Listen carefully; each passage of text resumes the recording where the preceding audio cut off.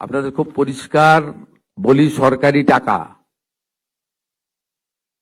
আমাদের কমিটমেন্ট ছিল, কমিটমেন্ট আছে, কমিটমেন্ট থাকবে। জুন মাস থেকে 31 জুলাই পর্যন্ত ফর্মে অনলাইন অফলাইনে আবেদন নেওয়া হয়েছে।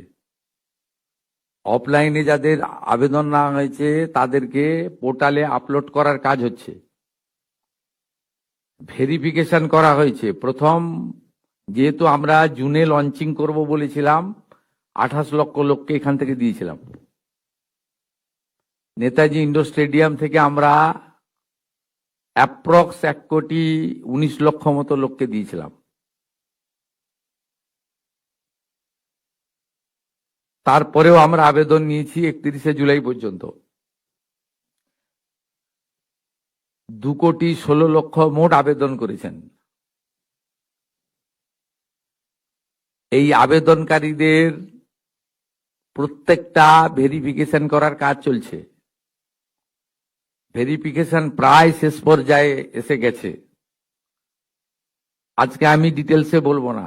10 তারিখে আমি এবং সংশ্লিষ্ট মন্ত্রী মালতী রাভা রায় ডিটেলসে প্রেস কনফারেন্স করব 2 PM, ঠিক আছে? আপনারা আসবেন মিছিলের আগে, তেরঙ্গা যাত্রার আগে। 17 আগস্ট থেকে 10 জুলাই পর্যন্ত যারা আবেদন করেছেন তাদের ভেরিফিকেশন কমপ্লিট করা যাবে, মানে 10 তারিখ পর্যন্ত এই মাসের। 11 থেকে 31 জুলাই ভেরিফিকেশনের জন্য আরো সময় লাগবে। কিন্তু আমরা এই মাসের 17 আগস্ট থেকে আমরা 3,000 টাকা করে ভেরিফাইড লোকেদেরকে, মহিলাদেরকে অ্যাকাউন্টে পাঠাবো। এবং কারা কারা বিবেচিত হবেন